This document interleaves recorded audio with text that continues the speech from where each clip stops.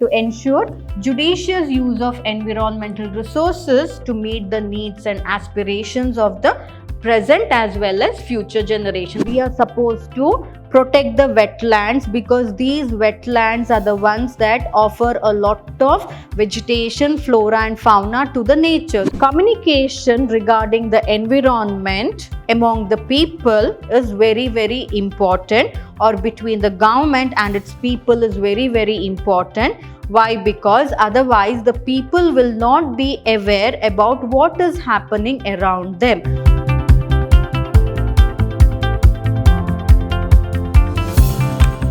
Hello everyone, a warm welcome to today's session on Environmental Studies for second semester B.Ca. I'm Dr. Divya, Environmental Studies faculty, Vidhyaashram First Grade College, Temple of Excellence, MYSURU. So in today's session, let us continue with studying Unit 7, that is Human Communities and the Environment. So in this session, which is the last session of this particular unit, let us learn about environmental communication and public awareness. That is, how to bring about public awareness about safeguarding the environment, various programs that have been launched in order to safeguard the environment, and also we shall learn about a case study wherein CNG vehicles have been introduced in Delhi in order to reduce pollution. So first, talking about environmental communication and public awareness. So environmental communication aims to bring about public awareness on understanding the changes occurring in the surrounding world and methods to overcome environmental threats. So here, communication regarding the environment among the people is very, very important, or between the government and its people is very, very important. Why? Because otherwise the people will not be aware about what is happening around them, how the environment is getting depleted around them, because it is the people who are living in this environment or ecosystem itself, it is their duty to protect the environment. So they need to know about it, what exactly is happening to the environment. So therefore, environmental communication aims in bringing about an awareness among the public sectors so that they can understand what changes are occurring in their surrounding, so that based on the changes they can try to correct themselves and therefore bring back the environment to a normal state. So in India, the environmental awareness gained importance since 1917. That is, the Environmental Protection Act was started, right, after the UN sponsored conference on the environment in Stockholm.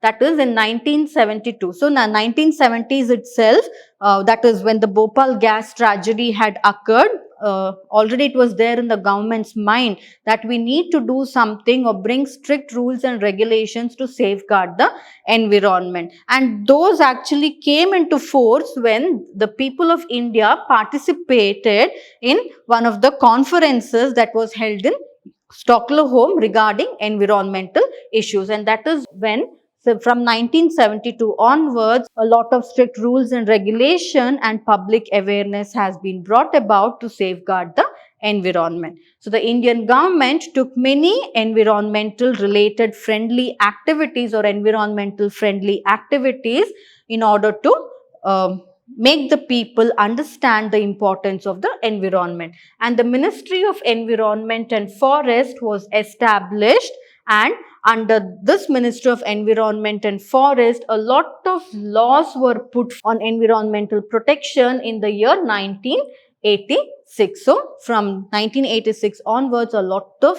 rules and regulations were framed in order to protect the environment. What were the different acts put forth by the government or the parliament? All that we have studied in the previous sessions, right? So you can just have a look there. So what are the objectives of India's national environmental policies? I told you since 1970s onwards, a lot of environmental policies have been come up. So what are the objectives of these environmental policies? Let us look into. So the main objective is to protect and conserve critical ecological systems and resources. That is, whatever ecological resources are at the critical stage of becoming depleted, we need to try to protect and conserve such depleting resources. So that was the first policy. And to ensure equitable access to environmental resources and quality for all sections of the society. So whoever is living in the society, they should have equal rights to all the natural resources that are available on this planet, and in particular to ensure that poor communities which are most dependent on environmental resources for their livelihood are assured secure access to these resources, and make rules and regulations. Especially we talked about the tribal rights, right? How rules and regulations were framed for them so that even they can make use of the resources, because that is the only natural resources they are depending on for their livelihood. So to ensure, and also to ensure judicious use of environmental resources to meet the needs and aspirations of the present as well as future generation, that is sustainable development. Even this also we learnt in the previous session. So this entire topic is connected to the previous sessions that we have studied of different units itself.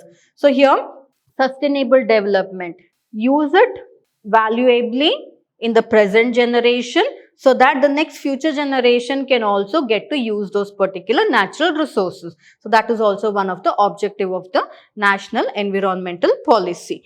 To integrate environmental concerns or to incorporate environmental concerns into policies, plans, programs and projects for economic and social development. So in turn, try to save the environment, bring about various projects and plans to save the environment. Therefore, in turn, saving the environment can also improve the economic development of that particular country.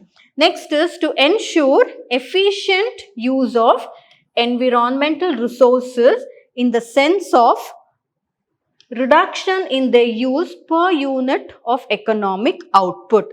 That is to minimize adverse environmental impacts. Only use how much is needed for that particular time. Do not overuse or misuse it. Otherwise, in the future years, scarcity will come up, which will lead to a lot of adverse environmental problems. So therefore, make according to the economic importance, make use of the environment quite wisely. And to apply principles of good governance, that is to have transparency, rationality, accountability, reduction in time and cost, participation and regulatory independence, that is to manage and regulate the use of environmental resources. Always there has to be proper principles applied, wherein those principles should be followed in order to manage the use of resources in the environment. So that is also one of the objective. To ensure higher resource flows, which comprises of finance, technology, management skills, traditional knowledge and social capital for environmental conservation through mutually beneficial multi-stakeholder partnership between local communities, public agencies, the academic and the research community, and between the investors, the multilateral and bilateral development partners. So each of these people, that is those who are multi-stakeholders, there should be a good communication or a cooperation between the local communities, between the public agencies, between the academic and research communities, between the investors, between the multilateral and bilateral developmental partners, wherein each of these sectors should work in harmony in order to ensure that proper resources is flowing continuously in the nation. It is not that one resource is being exploited to such an extent that it has it cannot, that it has completely become depleted and you have to wait for thousands of years. Say for example, petrol. Make sure that petrol is available throughout the year, not just that misusing petrol throughout one particular half of the year and then struggle in the next half because of scarcity of petrol. So that is how, so all these people should come together and give proper plans to make use of the environmental resources in such a way that throughout the year the environmental resources tends to flow. So this is about the objectives. So next let's talk about the programs for public awareness. So public awareness, how can you bring about public awareness about the environment? If you just keep quiet, nobody will be interested in the environment. Instead, you can put forth various programs, workshops, or you can give various talks or advertisements and all that, so that people will come to know about the environment in which they are living in and what they need to do towards safeguarding this particular environment. So the best public awareness nowadays, all are social media freaks, right? And we tend to learn a lot from it. That is, there are various festivals that have been put forth, various that is, days have been celebrated which contributes towards environmental protection. So I've listed a few here. So say for example, February 2nd has been recognized as World Wetland Day. So when February 2nd comes, various workshops and all can be planned on that particular day, so that people will come to know, okay, February 2nd is World Wetland Day. What are we supposed to do? We are supposed to protect the wetlands, because these wetlands are the ones that offer a lot of vegetation, flora and fauna to the nature. So that is why.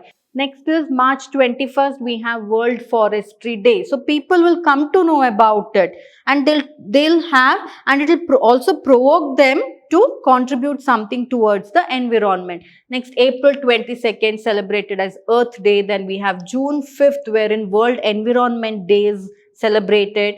July 11th World Population Day. Then Hiroshima Day. So every day, why Hiroshima Day? Because maybe we all have read about Hiroshima. What about the future generation?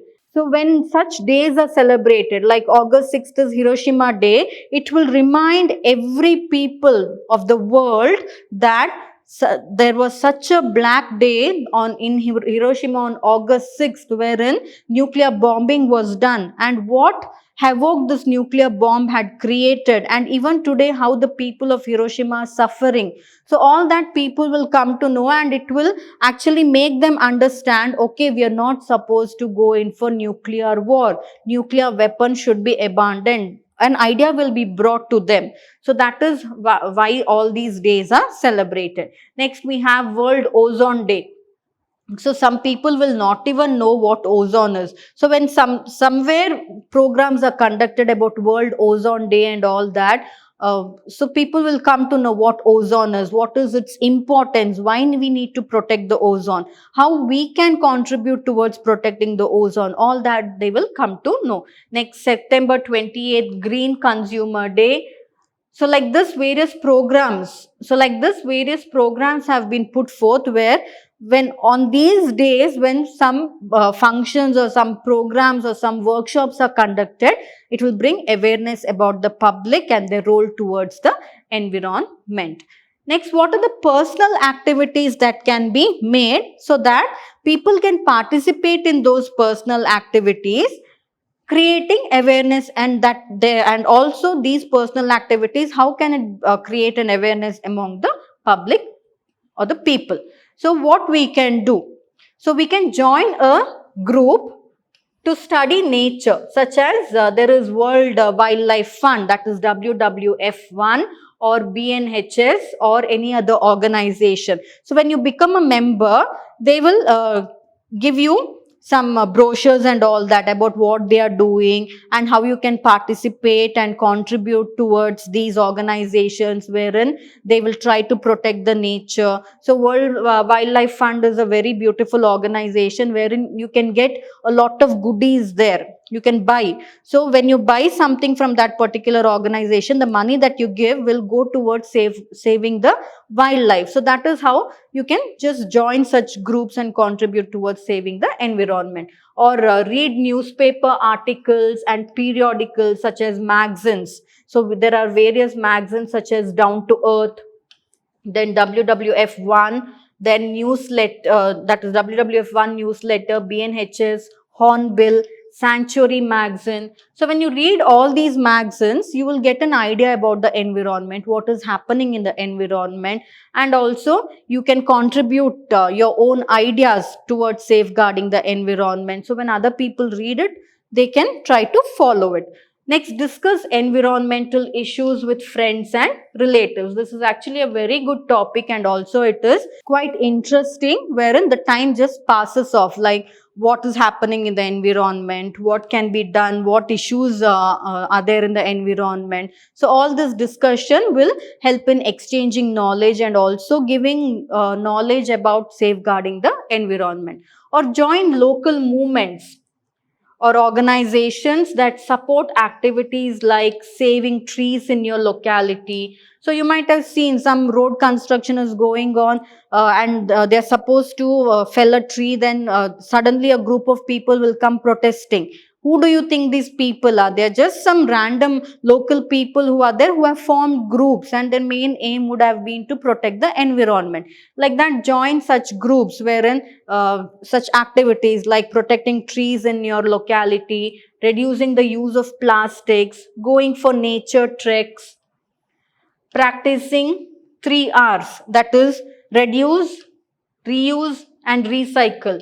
Such group people, if you see them, they'll never use anything made out of plastic. So such clubs, when you join, it will inculcate an interest in you also to ban the use of plastic. So all that small things can contribute towards saving the environment. Next is practice and promote good civic sense and hygiene, such as say, for example, individually you can also participate. You find somebody spitting on the street, just go and tell them, make them understand why you shouldn't do that. You find somebody just spitting achieved bubble gum somewhere outside, tell them, because we know that bubble gums, by mistake, if the birds eat them, it will just choke them to death, right? And unknowingly you are killing something there. So that is why you can just avoid that, like avoid spitting of tobacco, and tobacco chewing, then no throwing garbage on the road. Somebody is throwing garbage on the road, make them understand why you should not do it. So likewise, you can bring awareness and stop people from urinating in public places, because it's quite embarrassing. So, and also it can lead to a lot of diseases among the people. So make them understand. So individually, if not in groups, individually also you can contribute, and it is your right, you can do that. That person might just feel agitated, but he is in fault actually. So therefore you can do that. You can ask some, because it is your right. This planet belongs to you also. So when you find somebody is doing something which might bring harm to you, you can protest against it. So likewise, individually also you can contribute towards the environment. And take part in events that are organized on World Environmental Day, Wildlife Week, etc.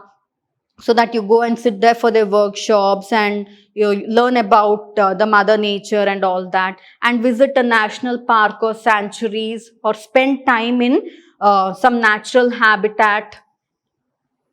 So that when you spend time there, you will understand the difference of living where nature is not there, and difference of being amidst the nature. So that will also inculcate some interest in you to protect the environment. So all these are the personal activities that can be done by your own interest, other than always waiting for the government to bring some rules and regulations. Why should the government frame some rules and regulations? Aren't we educated enough? Don't we have the knowledge? Don't we have the capacity to think that we are not supposed to do it? Should we need somebody else to frame a rule for us, rule and regulation, or a law for us? No, right? We are all well educated enough. So that is how personally you can contribute towards saving the environment. So next is about the case study. So this case study is quite interesting. So we all know about Delhi's pollution, right? It is one of the most polluted cities in the world. And in the late 1990s, Delhi's first big bang CNG program, that is compressed natural gas program, began when activists filed public interest litigation in the Supreme Court in order to control the city's rising air pollution. Here also, can you see here what did these few of the public, that is environmental activists did was, they put a case in the, Supreme Court stating that Delhi is getting too much polluted. Of course, we can put a case. When can you put a case? When you are not contributing for a pollution, you are right on your side, because you have the right to live in this particular planet, and the planet has to be in a good condition if you need to live in it healthy and happy, right? So that is how you can, what these people did was they put a case wherein stating that the city's pollution is rising and nothing is being done towards it.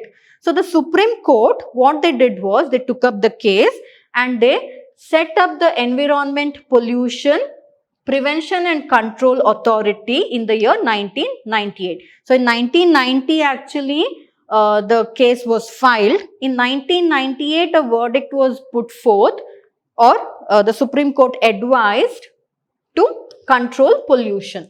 So what they did was they ordered the Delhi government to convert the city's entire bus, that is public buses that were running, from petrol to compressed natural gas. Stop using petrol and diesel run buses. Instead, go in for the compressed natural gas. So that is what the Supreme Court had put the verdict. And the state-owned GAIL company. So GAIL company was the company that actually produced this particular compressed natural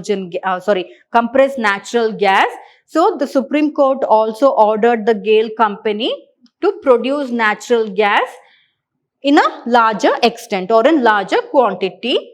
So they asked to increase the number of CNG stations in the city from 9 to 80. So by the time 2000 reaches, there was only 9 compressed natural gas stations in the city of Delhi. So the Supreme Court ordered that the GAIL company should set up around 80. So once 2000 reaches, the year 2000 reaches, there should be at least 80 compressed natural gas stations in Delhi. That is what they ordered. And the Supreme Court also ordered that all the vehicles before 1990, so be it the autos, the taxis, all these vehicles which have come before 1990, they should convert to clean fuels by 2000. So for them also a deadline was given. So those vehicles which were manufactured before 1990, all those vehicles should actually convert to clean fuels. That is, they should start using compressed natural gas by the year 2000. So that is what the verdict the Supreme Court had passed.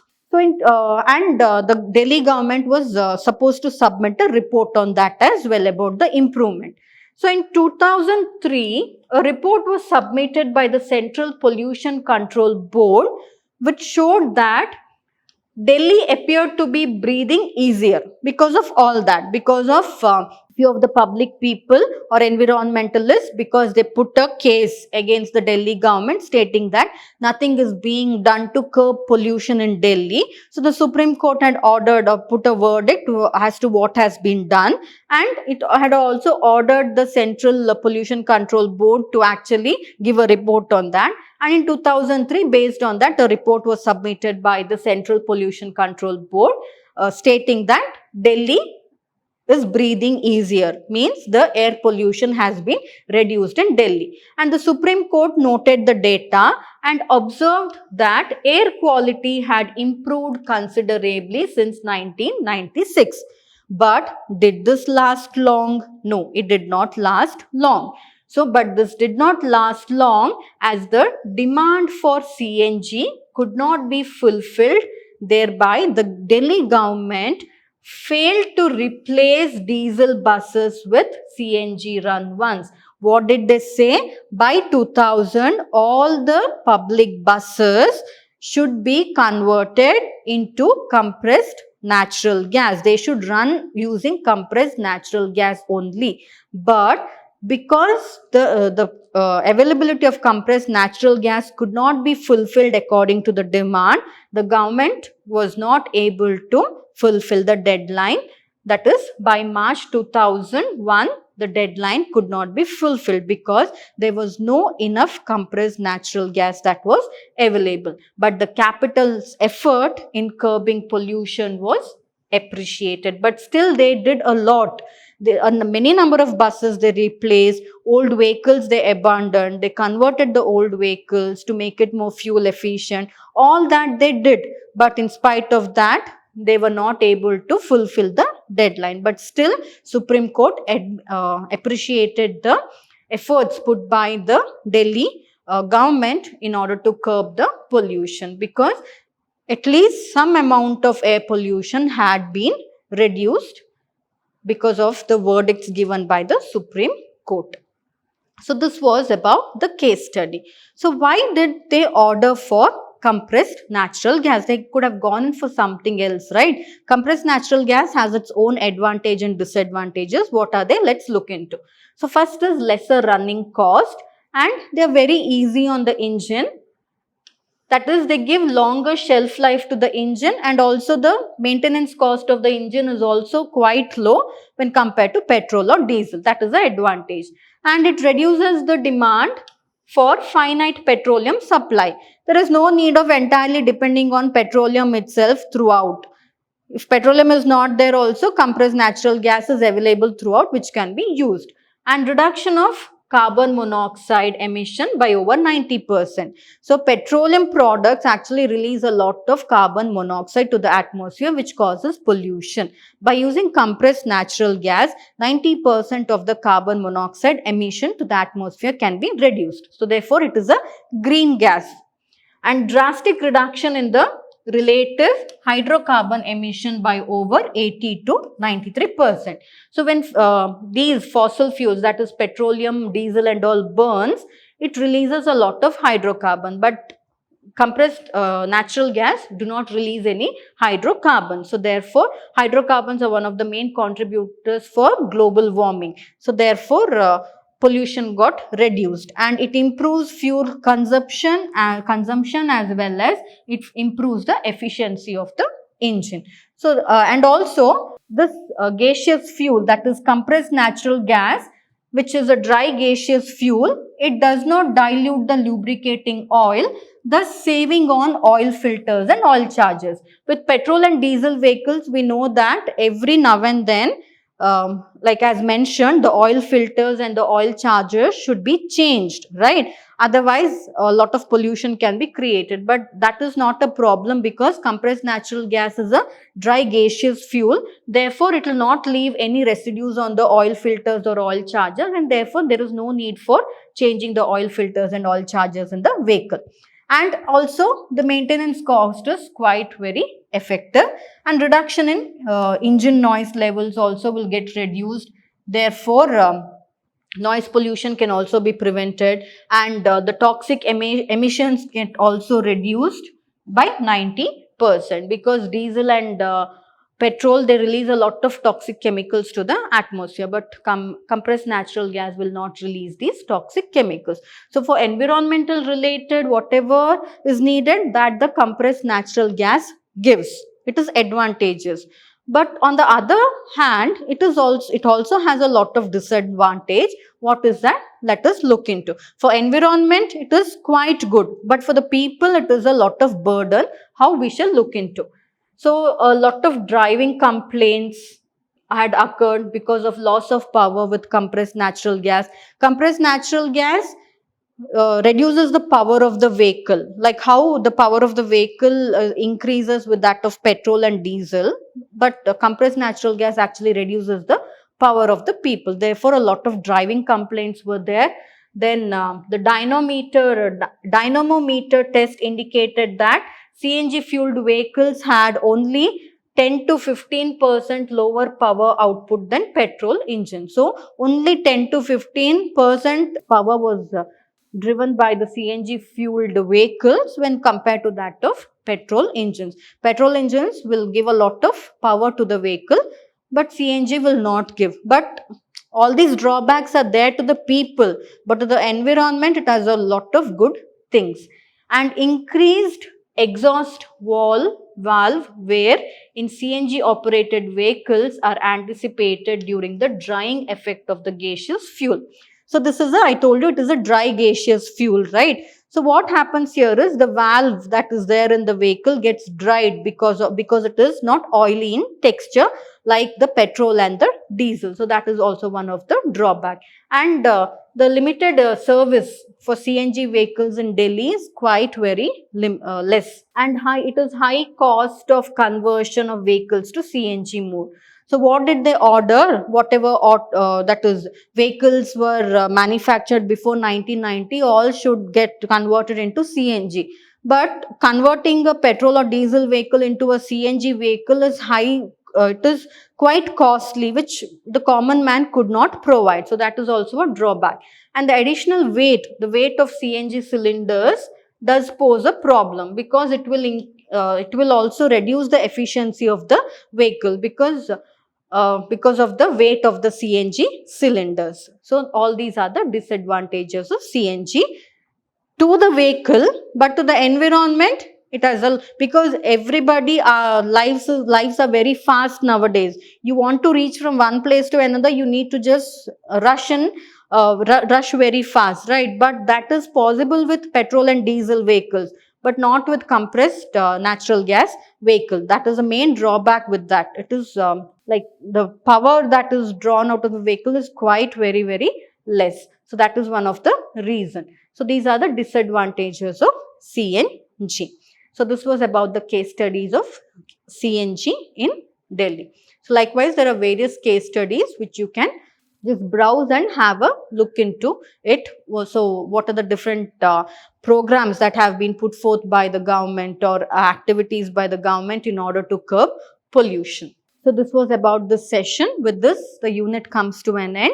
So I hope you understood this unit. With this, entire syllabus of environmental studies comes to an end, wherein there are 7 units, and in that actually 8 units.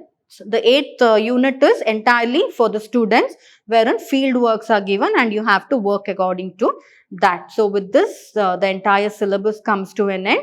So it is not just environmental studies, is not just for you to score marks in the exam. It has been put as a subject so that you will understand the importance of environment and how you need to contribute towards safeguarding the environment. And I believe each and every individual, including me, we will work towards saving the environment so that we can live a healthy lifestyle. So I hope you understood this session. Thank you.